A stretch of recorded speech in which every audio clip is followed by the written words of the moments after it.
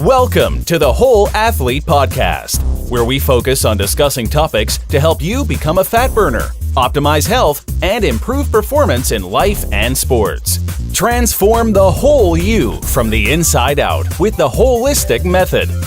Let's dive in. Here's your host, Debbie Potts.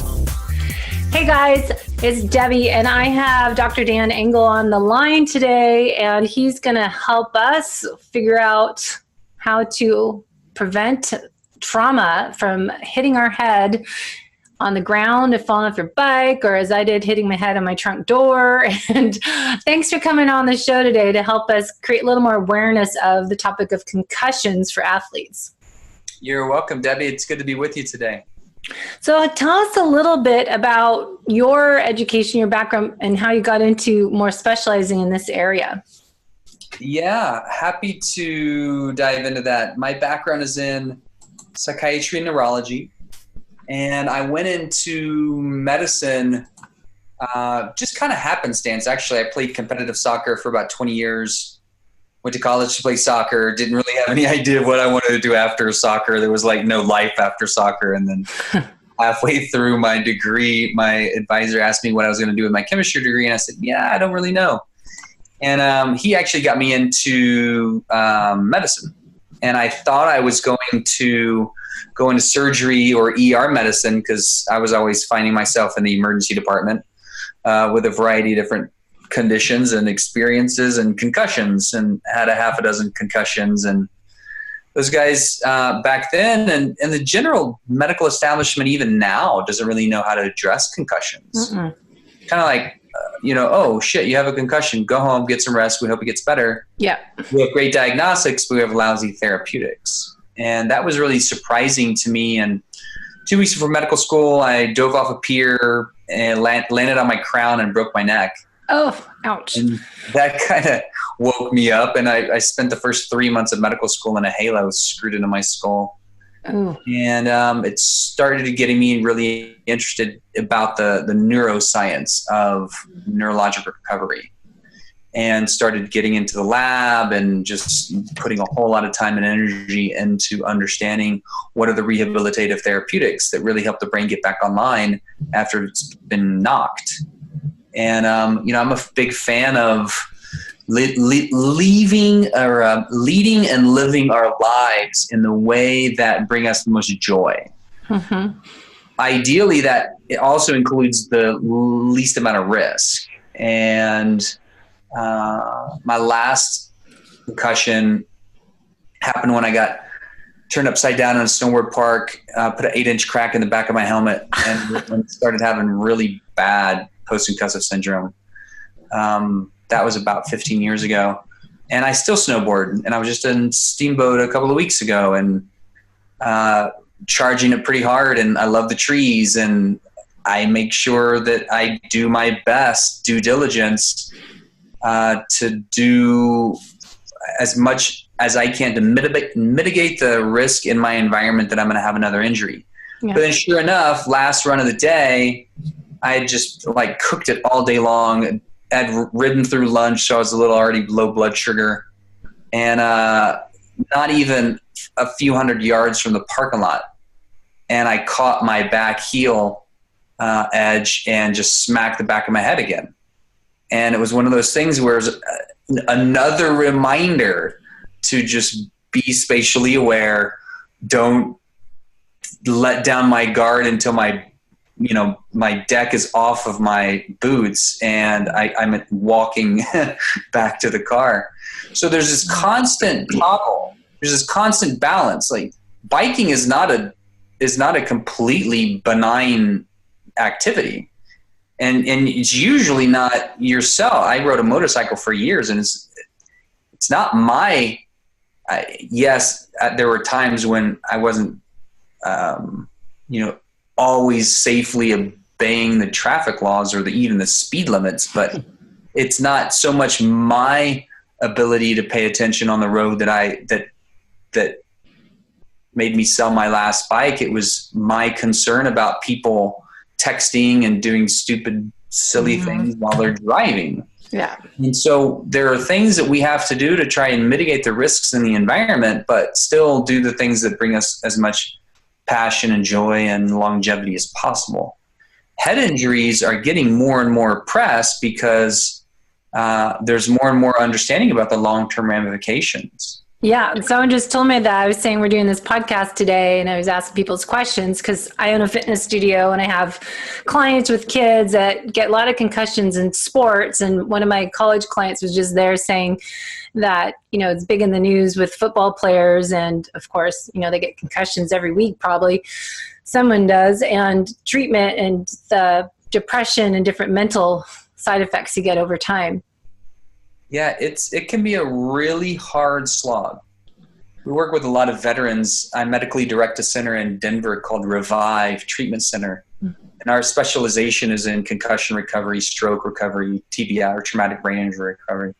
So things to get the brain back online. We work with a lot of vets who have gotten blown up in the field, and they have these combination of symptoms that span traumatic brain injury, post-traumatic stress disorder or PTSD, chronic pain, and chronic anxiety and depression as a result of their head injury.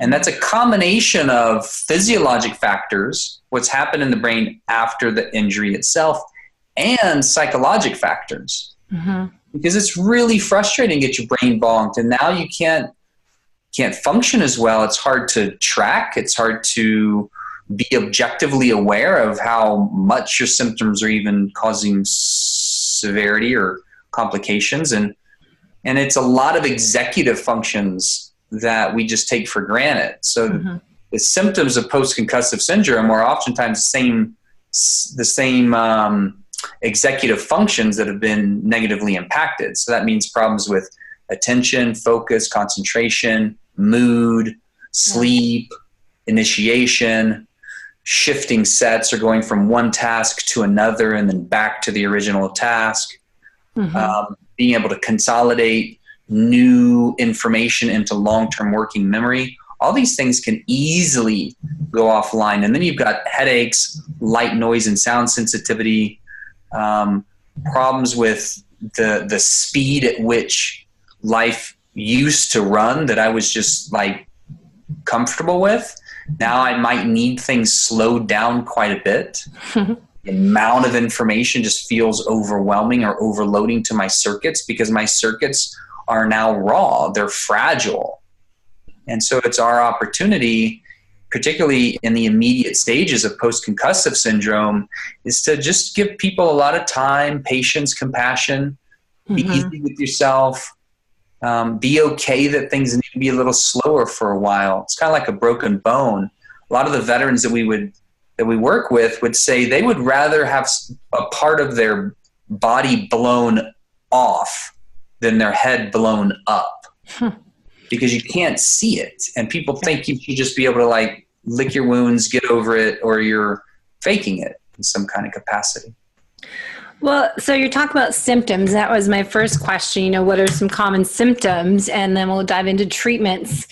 But, I think a lot of it is, I had my first concussion a few months ago, as I said, just, putting something in my trunk. I have a Mini Cooper and I'm tall, and I came up really too fast by the time I threw my bag in and out and hit my head right on the latch of my trunk.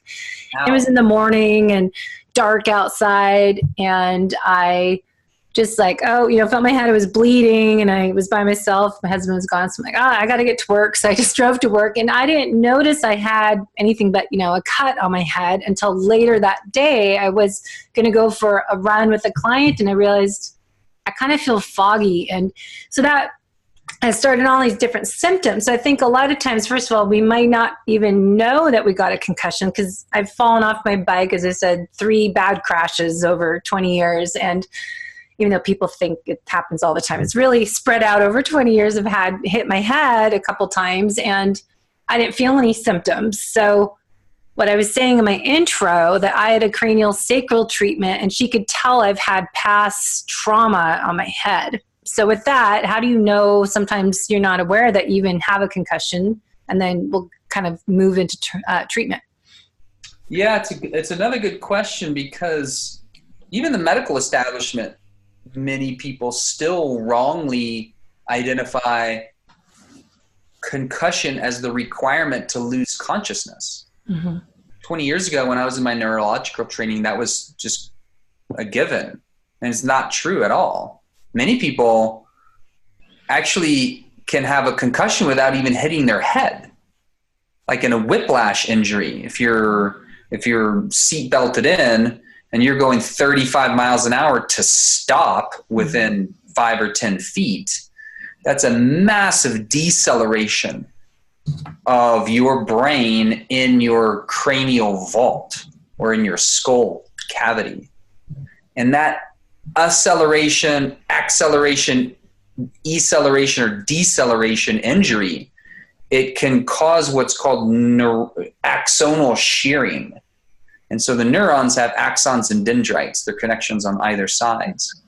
And when you move those neurons either really fast forward or really slow in a deceleration injury with something like a car wreck, you get this axonal shearing, and those shearing forces are what cause stress on the neurons themselves, and that stress can oftentimes lead to a cascade of events, including inflammatory markers and even loosening of what's called the blood-brain barrier, so that those inflammatory cytokines move more readily across the blood into general circulation or from general circulation.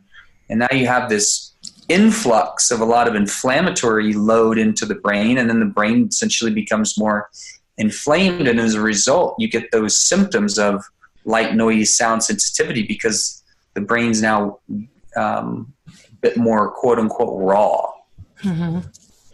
And the immediate post-concussion care protocols are becoming more stringent, particularly in things like pro sports, because that immediate sensitivity doesn't necessarily just wane over a few hours. Sometimes it takes days or even weeks. But you may not know it if you've got the previous identification wrongly, that a concussion means I have to lose consciousness, or at minimum I have to at least hit my head. If those aren't accurate and I just had a significant event, then I may be more likely to go in, just return to play, run with my client, hop back on the bike. The worst case scenario is people having an immediate concussion stacked on a previous recent concussion, because the negative impact is exponential. If you put a recent concussion on a new one, then 1 + 1 starts to equal 100, as far as its negative potential ramifications for the brain. And that's probably, as I've heard clients talk about their high school kids playing volleyball, for example, and they've had multiple concussions and they're having some learning issues and trouble studying and paying attention in class and focus. And it's frustrating to me as more of a, functional medicine type of area that I look at, that side of treatment, and they are struggling trying to get any help, and they're getting behind in school. So I just think so many kids, teenagers, are getting those concussions as well as adults as we do sports and have different accidents. But it seems like, I would think that younger age is more in trouble in the future than starting so early with them. Yeah, it starts super early, and there's more and more information and mindfulness now. For example, flag football being mandated in a lot of different youth leagues. With youth soccer, there are some youth leagues that are outlawing heading or banning heads. That's not going to happen in the collegiate and the professional level just because of the level of competition, but it's a good start. We had a client come in because she had just severe post-concussive syndrome for months after she had 3 head injuries in one day. Wow. She got nailed in a game and then was on the sideline for just like 15, 20 minutes trying to recover before she got just inadvertently hit by a ball that was getting cleared out of bounds while she was on the bench. And then she got a car wreck on the drive home. And it was just like all of these stacks, but She didn't lose consciousness with any of them. And even though she was evaluated the next day in the emergency department, they still said, oh, you didn't lose consciousness. Your exam looks grossly normal. You should be fine. There was no indication from their assessment that anything significant happened. So she didn't really get into a mandated return to play protocol that looked at serial exams over time. She didn't get into an acute care TBI or concussion management protocol like taking some of the targeted supplements that are really helpful, like high-dose fish oil immediately after concussion has been shown to be super helpful. And those are doses, and most people take fish oil in like 1 to 2 grams a day. We're talking like 10 to 12 grams a day for a good 10 days. So you're kind of transitioning into the question, the treatment. So you have a book, The Concussion Repair Manual, The Practical Guide to Recovering from Traumatic Brain Injury. So concussions, as you're saying, so supplements, let's kind of go into it. I know you're short on time today, and this is a big topic. So go on with what type of treatment you suggest people to do, because as you're just saying, doctors, and I hear it every time I hear clients get concussions, they go to the doctor and they don't get any help, and they just continue having, the same problems. So tell us your philosophy and how you treat people. Yeah, I break it down, especially immediately post-TBI or post-concussion, things to do, things to take, and things to avoid. Things to do is make sure you get a good exam. And ideally, anybody in combat sports has somebody that they go to for their neurological examination, and they have a baseline exam. So if you're able to do any kind of cognitive metrics, so we use an organization called CNS Vital Signs, and they have a test called Cognitrax, and that looks at people's cognitive ability. You can do it at home. It also screens people in depression and anxiety, and it gives a functional baseline. If you have a functional baseline and you get injured, at least now we have a point of comparison, which is excellent. Because if we have an idea of how the brain is shifted or changed after an injury, then we're more clear about how we need to orient our therapeutics and what areas of the brain to focus on. So at minimum, after an injury, get a good exam. I'm also a huge fan of flotation therapy and acupuncture. Flotation therapy, anybody can do. It's a passive modality. Find a float tank, get in there, and just kind of reboot. Because the first time since we were conceived that we're without environmental stimuli. There's no sight, no sound, no gravity, no proprioception. And most of what the brain is usually tracking can just rest. So it's the best low environment stimulation arena that I've seen. And we've had a lot of people get massive success just by floating alone. I'm also a huge fan of acupuncture. Yeah, that's what I did twice a week. It was, I think, what got me better in a few weeks is acupuncture really helps. And how did you get turned on to it? I mean, I've seen acupuncture for my adrenal exhaustion stuff, hormone, everything. I go to my acupuncturist. So I called him because I knew he's knows everything he's third generation acupuncturist from Taiwan. So he knows a ton of information about everything. So I asked him, do you help with concussions? And he's like, of course. Yeah. And he did it had needles on my head and my hand and different points. And it was pretty crazy, but interesting. Yeah. Wonderful. And your point's a good one too. You're working with somebody who's very seasoned, very skilled, comes from a lineage. And that's what I would also encourage people to use as like a vetting kind of agency is anybody that you're working with, particularly with interventions immediately post-concussion, you want to make sure that person knows what they're doing and has been doing this modality for 10 plus years and has had benefit in treating with people post-concussion. I've had actually a few clients get significantly worse after acupuncture because it may have been that the acupuncturist that they were working with didn't know the right needle sequence or was using pathways that were more excitatory because their symptoms may have been downregulated. I mean, it's a nuanced field. So suffice it to say, make sure that you're working with somebody, and this goes with just about anything, but particularly immediately after a head injury, because everything is heightened. Mm-hmm. So when we do interventions that work really well, that acceleration is heightened. If you intervene in a way that's not so helpful, then it can cause problems, and that can be accelerated. Mm-hmm. So those are just some general guidelines around things to do, things to take. We were talking about. Can I add on one more? Sure. What about hyperbaric chamber? Because when I was researching, that came up a lot. Absolutely. Hyperbaric is a little bit harder to find. It's a little bit more expensive. It's a little bit more of a thing.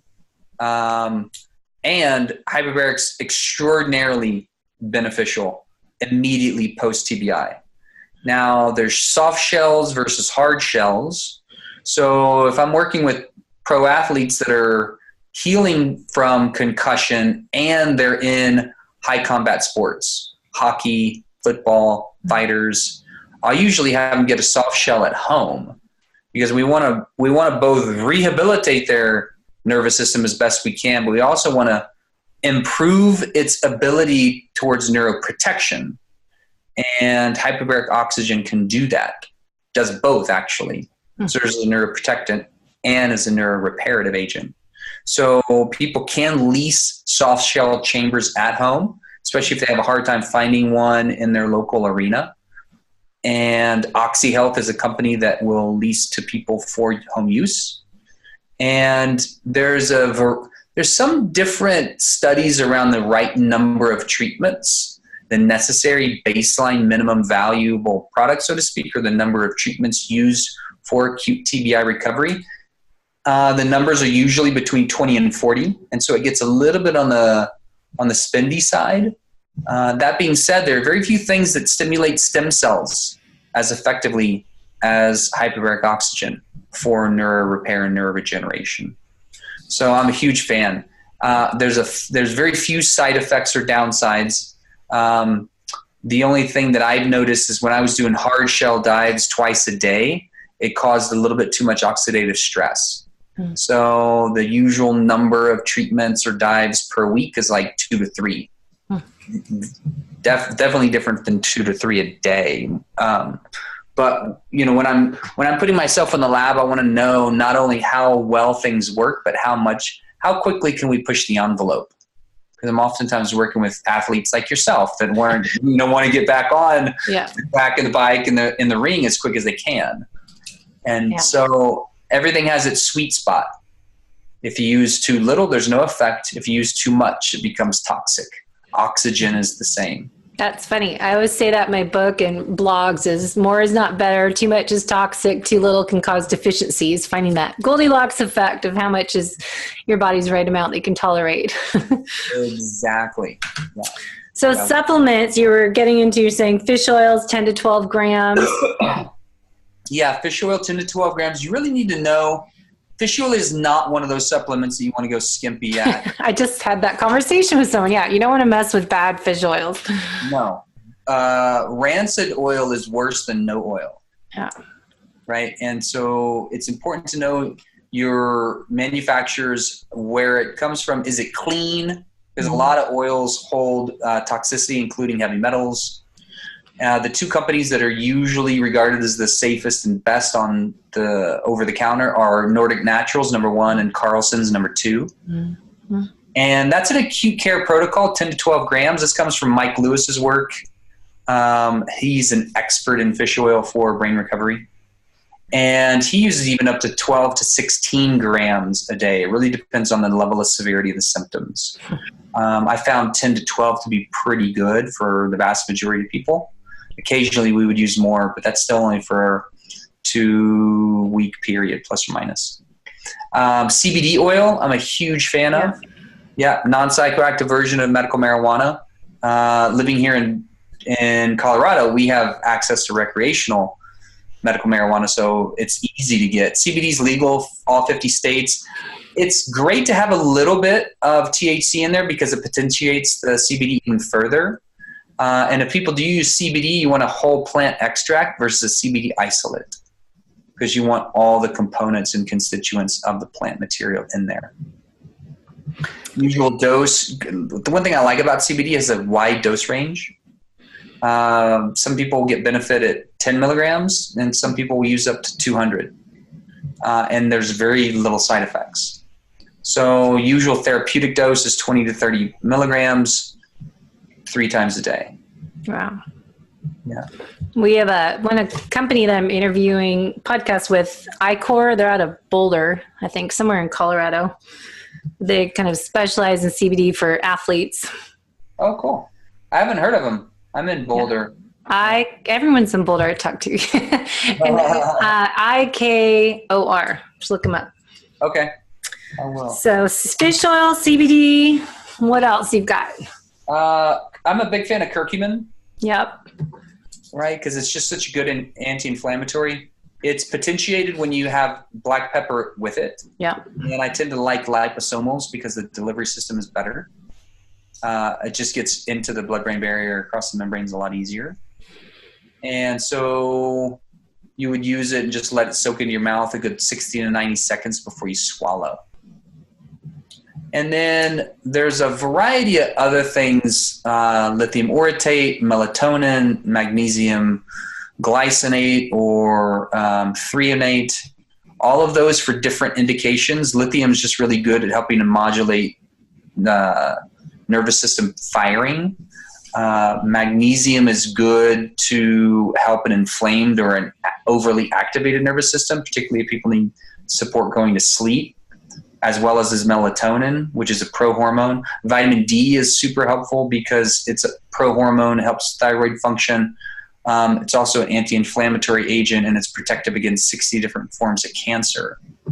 Those are the usual suspects, so to speak, and then I might get more specific with things depending on people's symptoms. So if people are having a hard time with attention, focus, and concentration, then we may use something that's a combination of an anti-inflammatory as well as a nootropic that helps just with clarity and executive function. Those are pretty much the standard foundation of supplements. And then things to avoid: number one, don't get another freaking headache.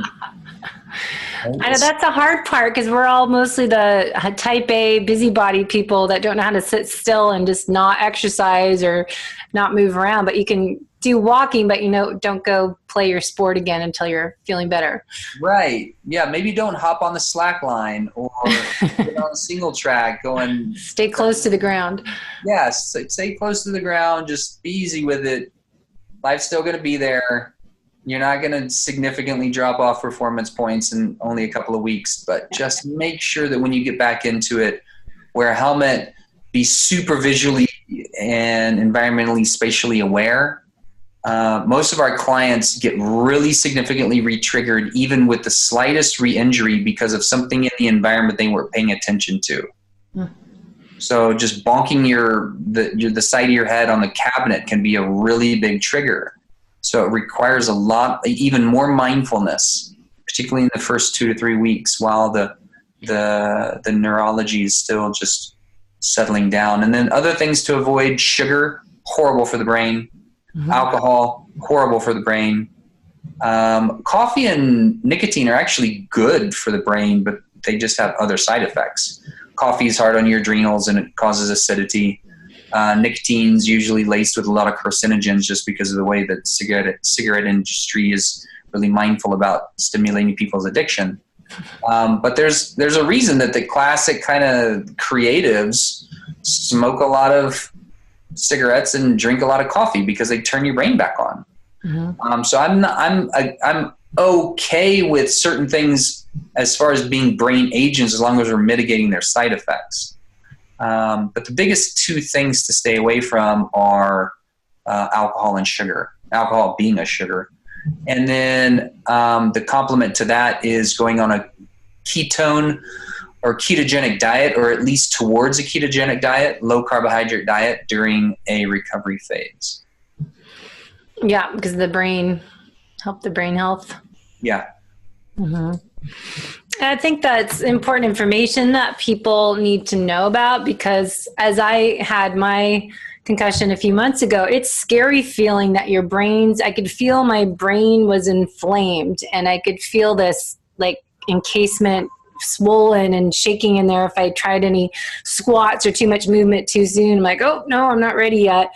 If you do like a squat jump or something subtle. And I think it should be more motivating people to know that, okay, that's why I was trying everything and researching everything I could, because it's my brain. And like you said, someone could rather have their foot off than have brain damage for the rest of their life. So I can see that motivation to get better and seek people out as yourself. Yeah.